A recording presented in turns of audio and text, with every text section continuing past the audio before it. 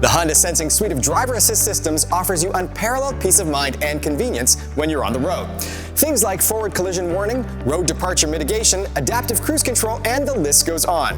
Now, to operate properly, Honda Sensing relies heavily on two things: a camera and a radar unit, both of which are at the front of your car. Now, here's a quick look at the features that require the camera and/or the radar. We live in Canada, so driving in inclement weather is our thing.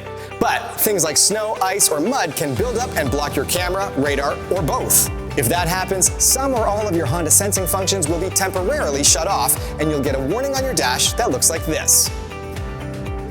Don't panic, there's nothing wrong with your car. It's just warning you that some or all of the Honda Sensing features that you're used to have been shut off.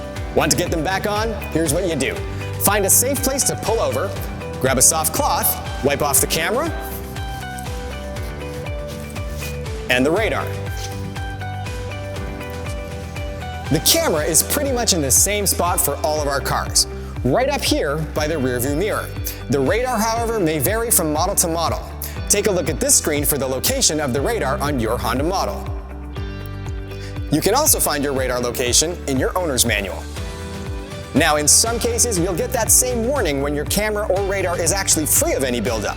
This will usually happen when driving while it's snowing very heavily or when there's dense fog.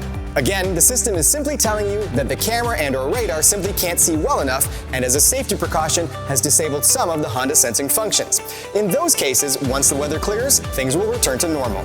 Like all good Canadians, remember to drive carefully in adverse conditions. In the winter, be sure to clear your car off thoroughly before you start driving.